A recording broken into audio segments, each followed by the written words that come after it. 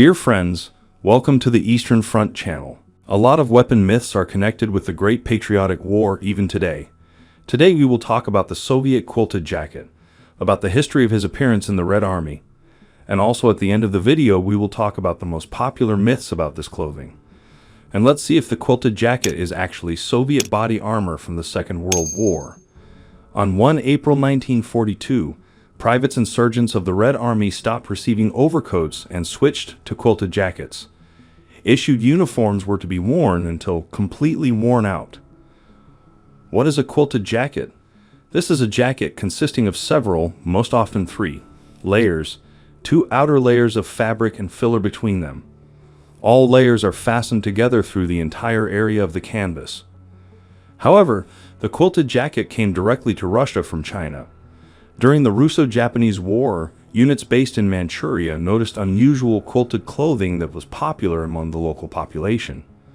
The soldiers decided to buy a Chinese quilted jacket for themselves, and those turned out to be very comfortable. The war is over, but quilted jackets have already become widespread in the Russian Empire.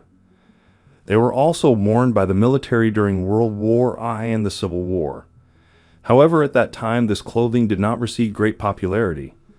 October 8, 1932 is considered the official birthday of the Soviet quilted jacket. The Light Industry Standardization Committee defined the quilted jacket.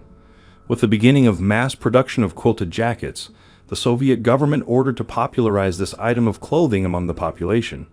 For example, characters of various films, such as Chapayev, often began to wear such jackets. However, advertising did not give the expected results.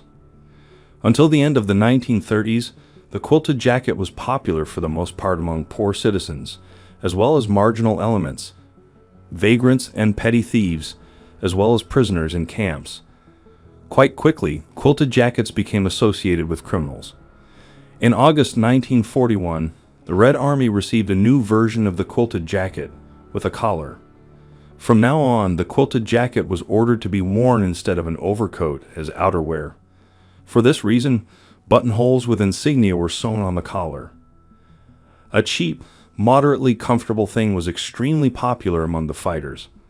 Despite the convenience and versatility of quilted jackets, experienced tank troops still preferred to modernize their jackets. Moreover, such a transformation was carried out not for the sake of beauty, but solely to ensure their own safety. The thing is that the tankers removed the pockets on their jackets. The lack of pockets allowed the soldiers to quickly get out of a damaged or burning car, where they could catch on to some protruding part and lose precious seconds for their own salvation. No less interesting is the use of quilted jackets in urban combat conditions. In one of the hottest spots of hostilities in Stalingrad, in order to protect themselves, Soviet soldiers put on 2 jackets at once and so went into battle. Such tactics really helped. A double layer of cotton softened the blows from pieces of breaking walls and also sheltered from fragments of glass and ammunition. Many veterans spoke very well about quilted jackets and called them body armor from the time of the Second World War. However, they said that the jacket often helped when fragments from a mine hit, which got stuck in it and saved the fighter. Another legend of these clothes is that supposedly a pair of quilted jackets could even stop a bullet if it was fired from a very long distance. Let's see a real experiment. How do they shoot 2 quilted jackets from an MP-40 submachine gun? What will come of it? As can be seen from the experiment, the likelihood that a padded jacket will stop a bullet is very unlikely. For these purposes, the USSR tried to develop a body armor, or, as it was called at that time, a cuirass. Write in the comments if you would be interested in a video about cuirasses.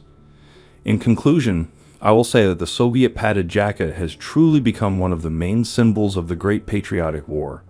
Even now, in our time, you can buy a quilted jacket created according to the 1941 standard. However, it is very sad that these wonderful clothes are being used as a bad word on the internet. And everyone who is a patriot of Russia or supports the government is called quilted jackets, since the jacket was for a long time the clothes of the lower strata of society before the Great Patriotic War. Then in the mouths of the fighters of social networks, the word sounds like an insult, since it means a term for a narrow-minded, uneducated person. Dear friends, that's all for today. It was Tim and the Eastern Front channel. Don't hesitate to write your comments